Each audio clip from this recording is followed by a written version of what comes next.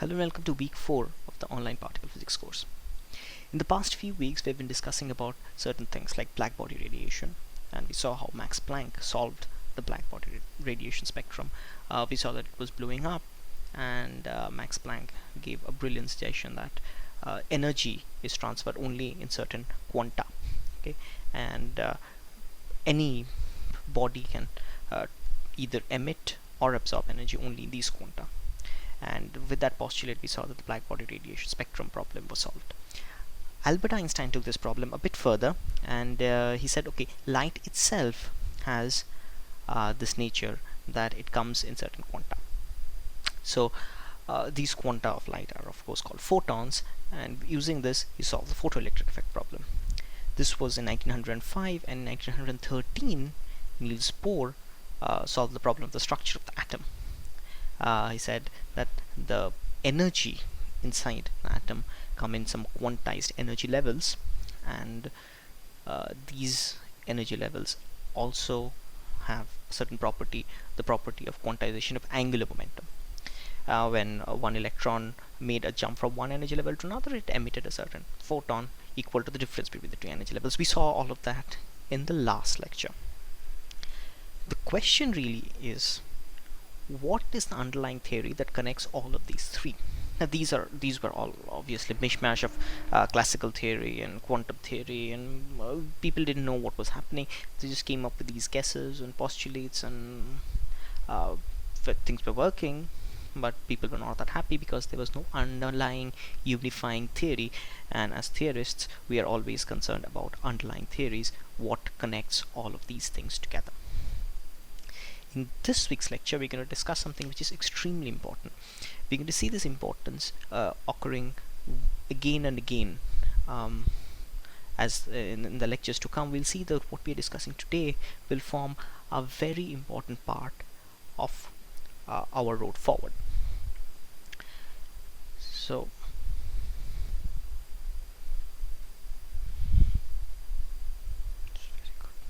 So now we're going to look at something which is very fundamental, and that fundamental the fundamental experiment that we're going to look at in some time will lead us to a very different world, and this is the world of quantum mechanics. The answer to the previous three questions, the underlying theory, what the underlying theory to the previous three is, it's quantum mechanics.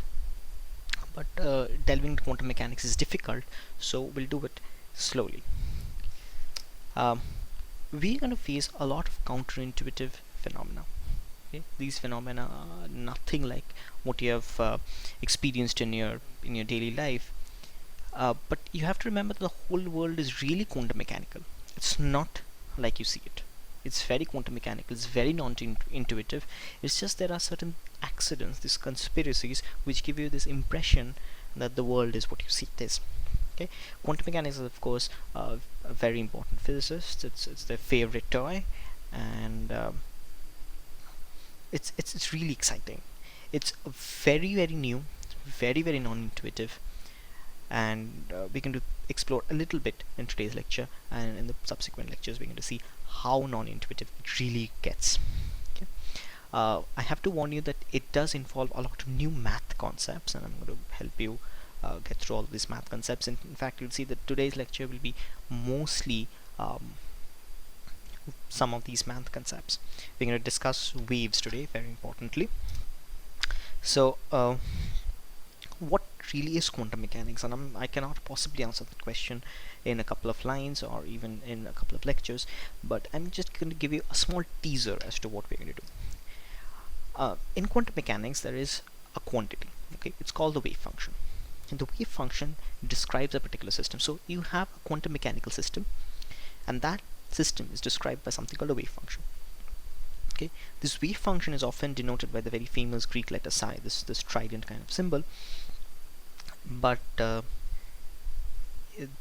non-intuitive thing is that this wave function is not directly observable quantity. That is, you cannot measure the wave function in an experiment. Okay, we're going to see why that is so, and later we're going to see what it is that you can measure in experiments. So it's a wave function is not something that you can measure. Okay, but you will see that there's something called the square of the wave function, the mod square of the wave function, which you can measure, and we'll see how to interpret that. but these are really stuff for next lectures. I'm going to first tell you today as to what a wave function is, okay, how we know it. In order to know what a wave function is, by the way, physicists love waves. In order to know what a wave function is, we have to look at something in optics, okay, and this is a double-slit experiment, okay. This is the first lesson in optics. We learned that light is a wave through these kind of experiments. So let me just describe to you this experiment. We're going to spend this whole lecture trying to understand this experiment. So let me just explain it to you. So there are these light waves that are coming in, okay, they're plane waves. You can see that these are just planes which are coming and hitting this yellow barrier, okay, for the yellow barrier in some time. So these waves are coming in actually from infinity, which basically means it's coming from very, very far away. And if anything comes from very, very far away, they're going to be plane waves. They're just parallel waves. They're just parallel plane waves which are coming in. Okay, they're hitting this yellow barrier. The yellow barrier is special because it has these two holes, right? Can you see these two holes? These two holes over here, this over here and over here. These are called slits. There are two slits, that's why they're called double-slit experiment. Okay. Now you might wonder, oh, what a quaint experiment apparatus, what is it going to give you? So before we answer that question, I want to show you something else. I want you to note something else. You see this, these waves coming out of one hole. This acts as if it's a source. It's like you have placed a point source of light at this point. Okay, it's like a bulb sitting here, and you see these waves coming out. These are all light waves. Actually, you can do this with water waves and so on and so forth. So water waves or sound waves. These are waves which are coming out. Okay, and each of these slits acts as if it's actually a source of light. Okay?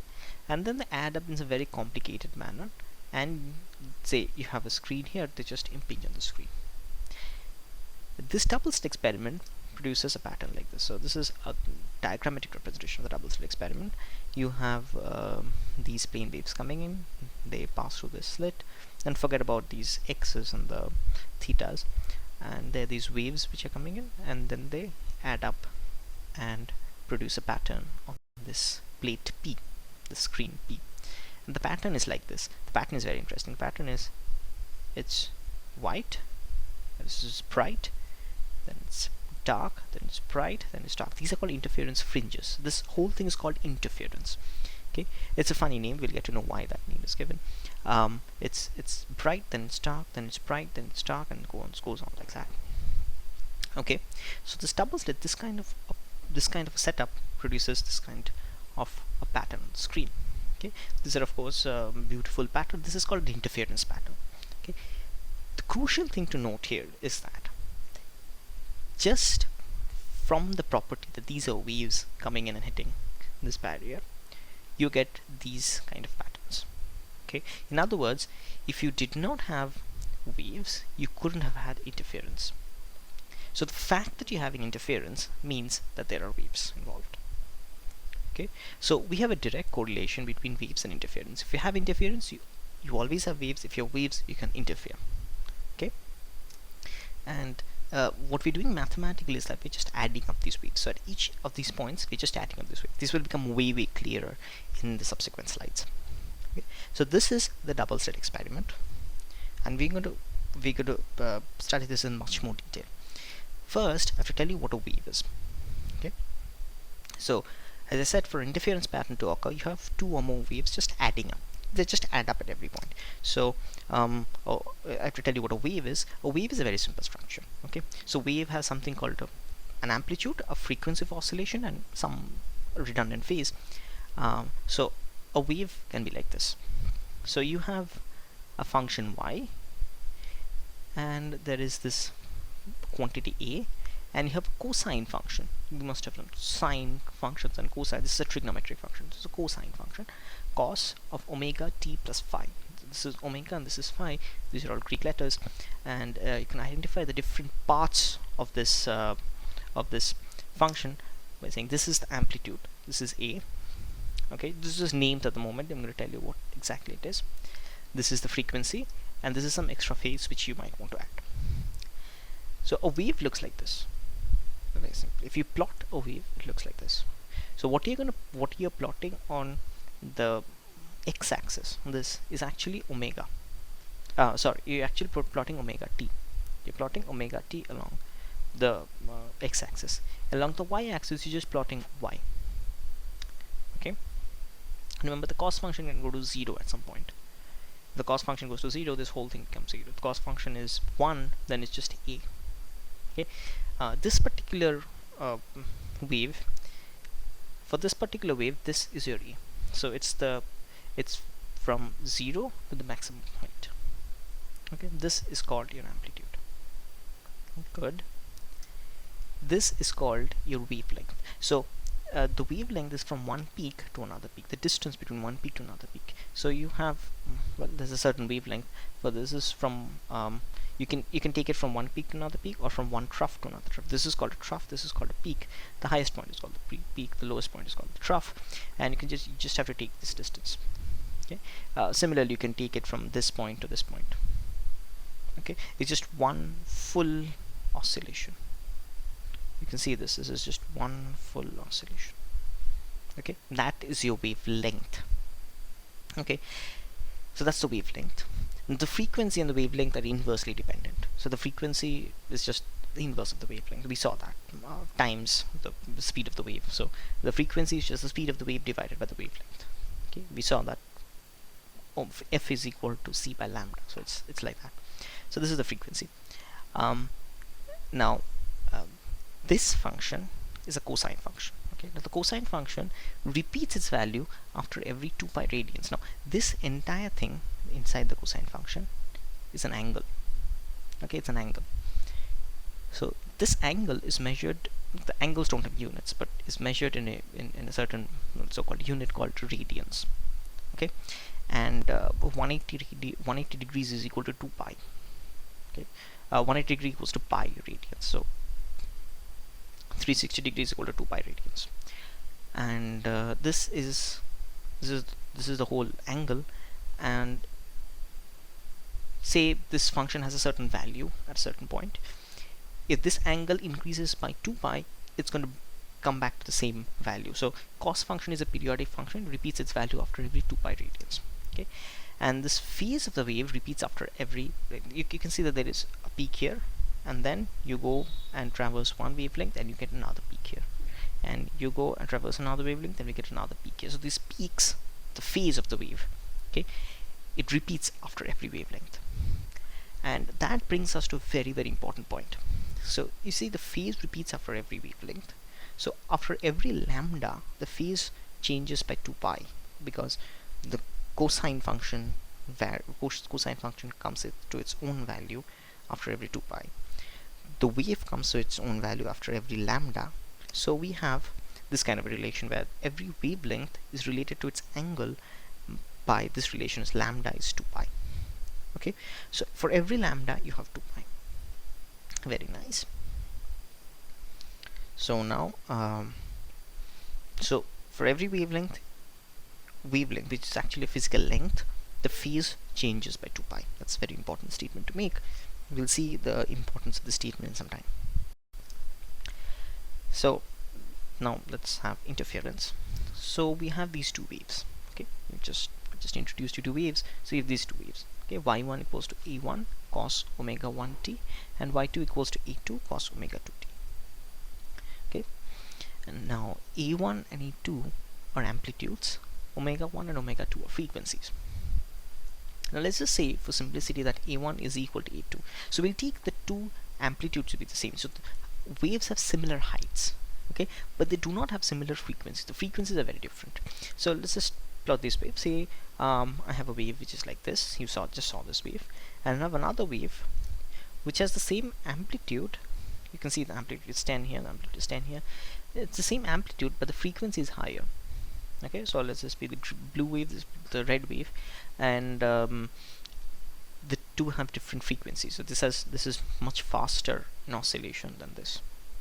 Okay, and we'll plot both of them onto a graph like this. You can see the blue is like this. Blue is slowly oscillating, the red is faster oscillating, and it starts from exactly the same point. So there is no phase difference as such when starting off, but there is of course the difference in the frequencies, and then they separate out like that. Okay, it's pretty nice. Now we want to add the two waves up. Okay, what happens if you add y1 and y2? Okay, and this is an important point to be made. When you add y1 and y2, at every point you just add up the values. So at 0 over here, just add up 10 plus 10, so it just becomes 20. Okay, and at some other point you just add up two values and it gets some value. At this point you just say at this point the blue wave is negative, it contributes negatively, but the red wave contributes positively, so you have again a sum of the two. Okay, and the addition looks like this. This black wave is the added waves. So see, now at 10, at 0, the black line shoots up to 20. It's just the addition of the two. Okay, and at this point both the waves are 0, so the addition just gives you 0. Okay, so this black is just an addition of these two waves. At every point you add the values and you get this resultant wave. So this is just y equals to y1 plus y2. So we can construct another wave which is y, which is just a summation of the waves y1 and y2. Okay, good. So if you understand that, we can understand the recipe for an interference experiment. Okay, so let's just do a double slit experiment, and the double slit apparatus looks like this. So this is a light source, and the light source emits light, it reads like this, and it comes to these two slits and they meet at this point. Okay, simple enough. Of course these two paths are x1 and x2, and you can see that x1 is definitely not equal to x2. The path lengths are different. We're going to come back to that in some time. So we can have this, we can also have this. I've just used black to differentiate the two. There's no, the color obviously does not change. So the waves come and hit the screen here. It could also hit the screen there like we saw, and this is just x1 and x2, and there's a path difference. There's a path difference in x1 and x2, right? Now remember what I said a couple of minutes back. I said every lambda corresponds to 2 pi. Okay, so full wavelength corresponds to a 2 pi change in the phase. Okay, now if there is some fractional difference in the lambda, okay, there will be some change in the phase difference. So a path difference makes a difference in the phase. Now what I mean is that from here to here the wave travels and covers a certain number of wavelengths. From here to here the wave travels and covers a certain number of wavelengths. So the wavelengths are different. Okay, the wavelengths are different. Now, if the wavelengths are different, if the number of wavelengths is different, then the phase is also different, because remember, for every wavelength we have a phase difference of 2 pi. Okay, so if the wavelengths differ by say 5 wavelengths, the phase difference is 10 pi. Okay, if the difference is a 4.5 wavelengths, then the difference in phase is 9 pi, etc., etc. Okay, so the path difference really determines the phase difference. Okay, this is a very crucial point which should be very clear. The phase difference obviously repeats itself because, as we saw, the cosine, which is a trigonometric function, it has a periodic property.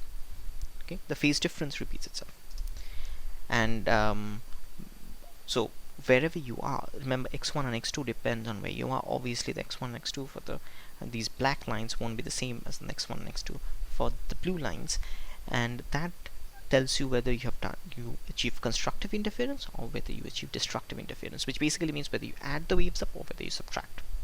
Okay, I'm going to show you an animation sometime. It's going to be absolutely clear.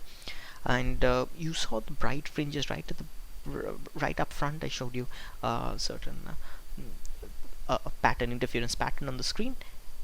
The bright fringes are due to the waves adding up, and the dark fringes are due to the waves subtracting from each other. Okay, so the interference fringes are important. The intensity is important, but remember that the amplitude doesn't give you intensity or brightness. Okay, it's actually the square of the amplitude which gives you. So you take the amplitude, take the height of the wave, and then square it, and that will give you the intensity. That's very important. So you have these two waves which are adding up, right? Just add up these two waves, and the intensity is nothing but y of x is whole squared. So if it's y of x is whole squared, then it's just y1 plus y2 whole squared. If it's y1 plus y2 whole squared, it's just y1 squared plus y2 squared plus 2 y1 dot y2. Okay, remember each of these is dependent on the position. So at every point on the screen, this relation is valid. Okay, so this is not a uniform brightness, but this depends on each and every point. And now I can convert this to the intensity, and it's just I1, which is just the intensity due to the first wave, and I2 is the intensity due to the second wave, and this thing is called the interference. This is the very important interference term. Okay, in most cases this is 0. So if you shine two torch lights, this last term is 0. But if you do the double-slit experiment, this is crucially not 0. For the double-slit experiment, this is crucially not 0. So if it's crucially not 0, it will give you a certain interference. Okay, and that's important. And now say you take two waves, which is y1 and y2, and y1 and y2 have a phase difference between them. So both are just simple, very simple cos functions. A is 1, so the amplitude is just 1, and you have y1 equals to cos theta, y2 equals to cos x plus phi. Okay, this is just cos x, this is cos x plus phi. Phi is some phase difference. So the two waves have exactly the same amplitude, have exactly the same frequency. We earlier added waves which have different frequencies, but that was for illustration. This one, the waves have exactly the same amplitude, exactly the same frequencies, but they differ from each other by a certain phase. Okay, and now we're going to show you, I'm going to show you some animation. We're going to animate something. So all the previous plots that I've made, I've been using a mathematical software called Mathematica. Mathematica is made by Wolfram Research, and I'm not advertising for Mathematica, but I use it a lot, and it's a very nice software for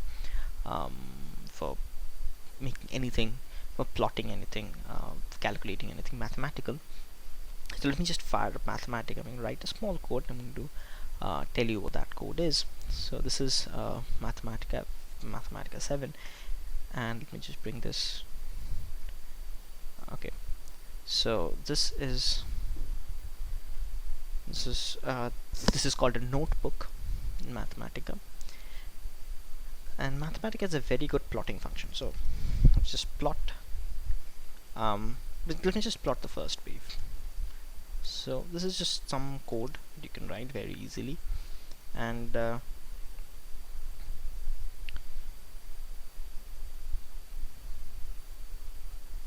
so let me just type in. Okay, this is just a simple plot function, and just gives you a cos wave. Okay, this is just a cosine wave, right? So we're going to do something more. Now remember, we have two waves. So see, you have a cosine wave, and if you have to plot multiple functions, you have to put them in these braces. This is called list and cosine x plus, okay, phi. Okay, so we have this. Of course it does not know the value of phi, so we can just put in some value right now. Okay, we just put in some value right now, and it's this. So the blue line is a cos x function, and this purple line is the cos x plus phi. So you can see that it's exactly the same. The height is exactly the same, the frequency is exactly the same, and you can actually check the frequency of if I plot it through higher number of periods. So you can see that the blue line and the purple lines are exactly the same, except that they're shifted by quantity 5. Okay, so let's just give this to 2. This is more respectable. Okay, so that's what you get. Okay, now Mathematica also has this very nice property, which is just this. I can, okay, so before I show you that, let me just show you the addition of the waves.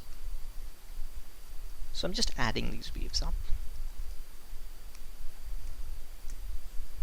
Okay, so again, the blue line is cos, the purple line is cos x plus 5, and this yellow line that you're seeing is cos x plus cos x plus 5. This is just an addition of the two. Okay, this is just an addition of the two waves. Fine. Now Mathematica has this brilliant function which is called manipulate. Okay, and I'm going to use manipulate to show you a small animation. Okay, and we can use manipulate, and manipulate can be used to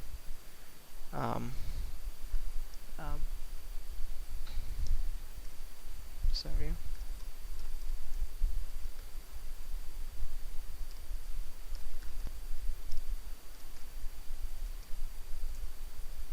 okay, so let me just do something more. This window is really small, so what I'll do is I will export this to a new window. Before that, I'll define something called plot range, and the plot range will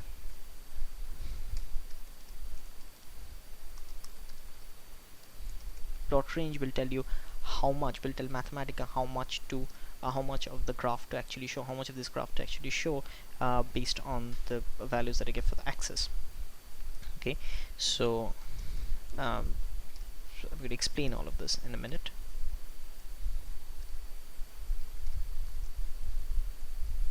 Okay, this is plot range, and yes, okay, so this is just okay, I think this is overkill.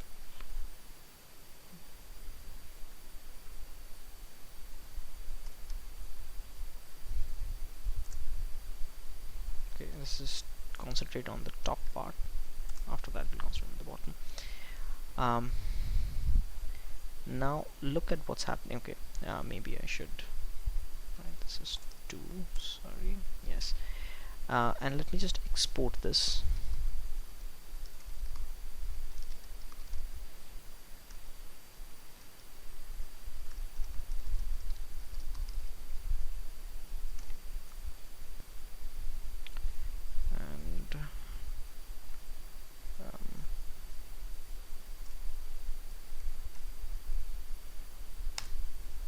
So we have a brand new window. And now, yes, so this is better. Okay, so the blue line is the cos wave, and the purple line is the shifted cos wave.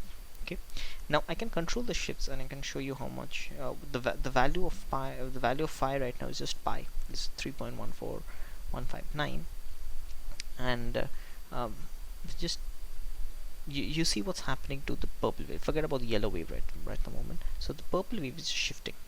It's just shifting. Okay, and now look what's happening to you. Now you have to consider what's happening to the yellow wave. The yellow wave right now is 0. It's exactly 0.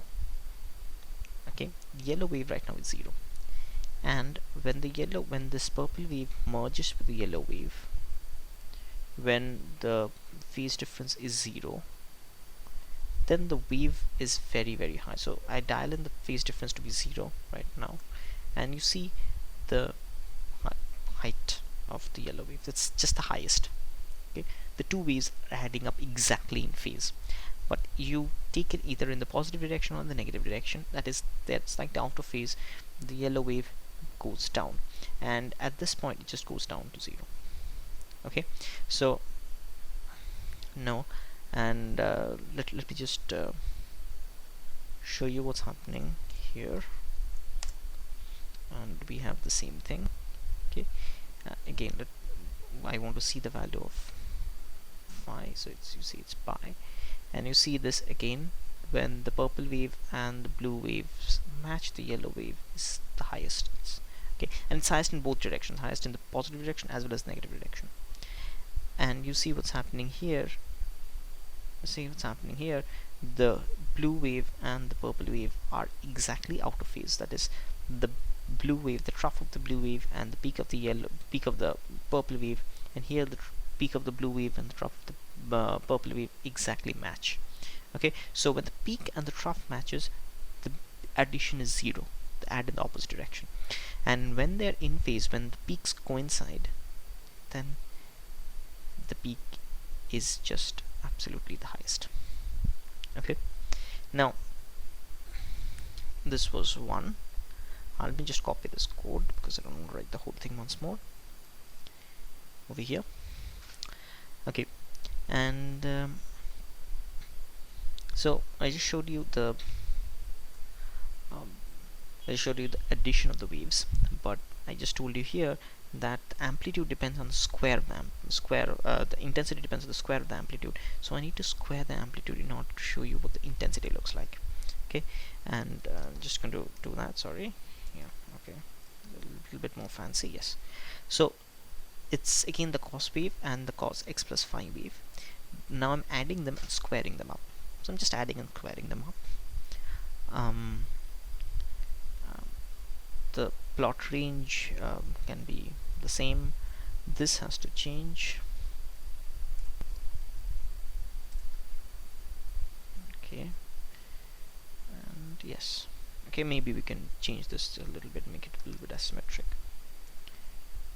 and there, and we have our new wave. Now look what's happening. Forget about the yellow wave again. So say we come to a point where the yellow wave not there, no yellow wave. Now you see there's a blue wave and a purple wave, just like before. They have a certain phase difference, and I have tuned the phase difference to be exactly pi by 2, that is 90. Okay, if they're exactly if the peak and the trough are exactly matching, then the yellow wave is 0. Okay, now what I'm plotting here is not the addition, but the addition squared. So you want this yellow wave will not come in the denominator, and when the two peaks coincide, you see a very high value. Okay, so this is the previous yellow wave but squared. The previous yellow wave was just the addition of the two, that came up to 2, so the square of that is just 4. Okay, and you go there and it just goes down to 0 because the square of 0 is 0. Okay, so this is how it varies. Okay, this is a very nice pattern to see. Good. So this was Mathematica. We'll close this. I don't want to save this. No, don't save. And Mathematica will close. Just give me a second.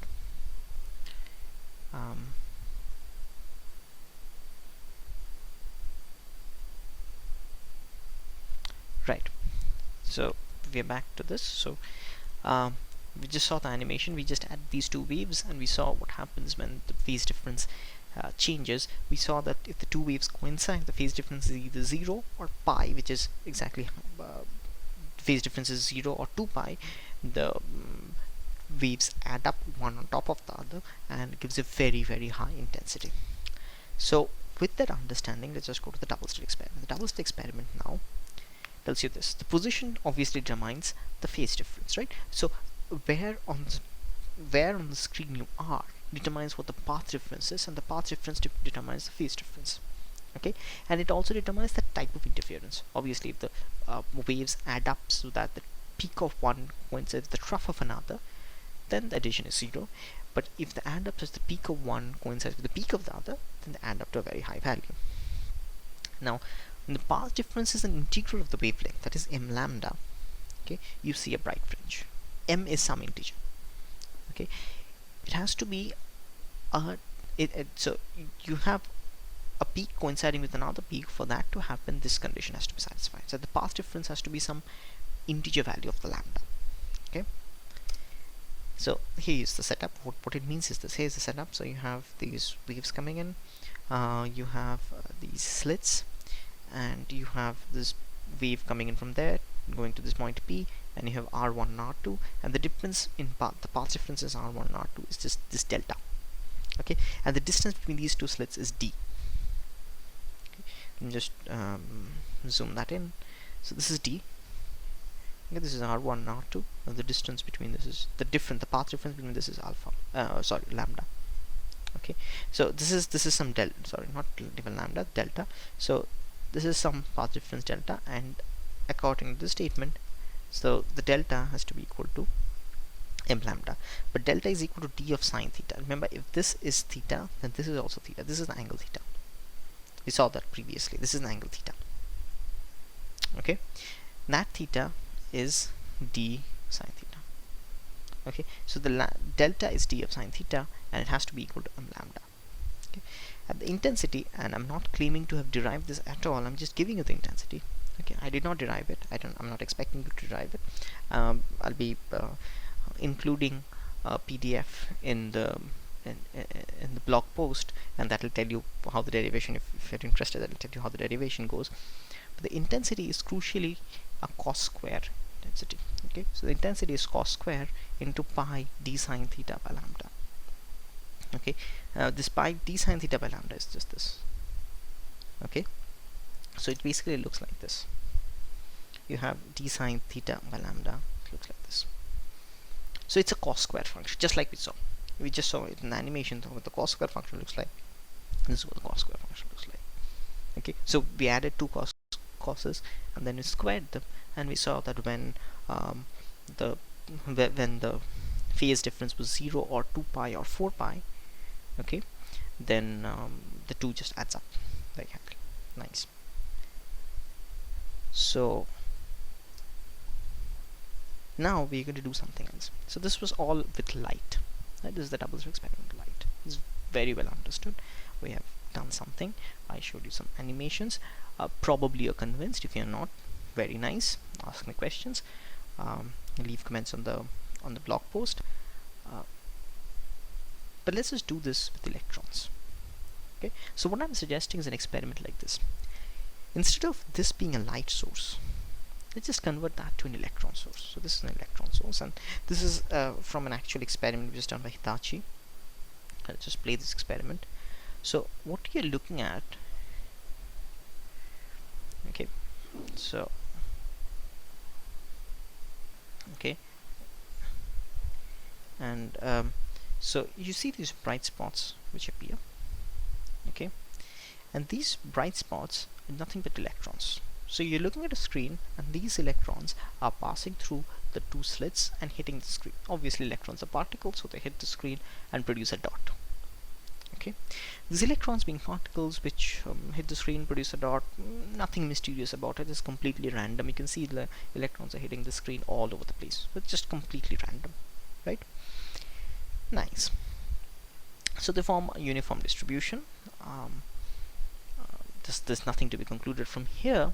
Well, not at least now, but let's just try it with very large number of electrons. So this experiment was a 30-minute experiment, and now it has been compressed into under a minute, just above a minute maybe. It's just a minute, and we'll see what happens. So now, even now, what I can see is complete randomness. So they're just hitting it all over the place. Okay, but now what will happen is, and I hope you can see it. You can see that probably you can see that there are these vertical lines which are forming. These vertical lines are somewhat brighter. Okay, it'll be very, very clear in a moment. Okay, let's just wait for a few more seconds, and so you can see these vertical lines now. Okay, there you are. The vertical lines are clearly visible, and these vertical lines are nothing but the interference fringes. So I showed you that there is a right up front. I showed you there's a bright fringe, there's a dark fringe, there's a bright fringe, there's a dark fringe. So there you have constructive interference over here and destructive interference over here, constructive interference over here, and destructive interference over here. Okay, the surprising thing to note is this: why is it happening with electrons, which are just particles? I told you that interference means that there are waves.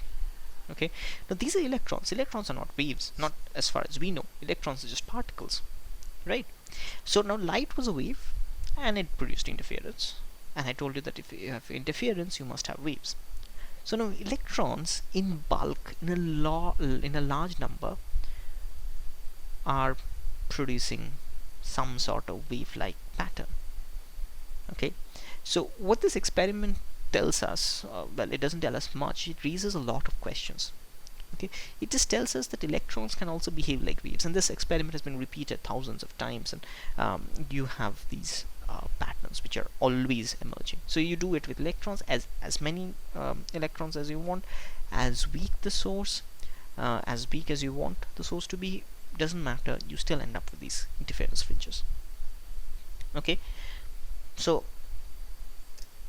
we don't know the answer to why it's happening, well, not yet, but we have a lot of questions.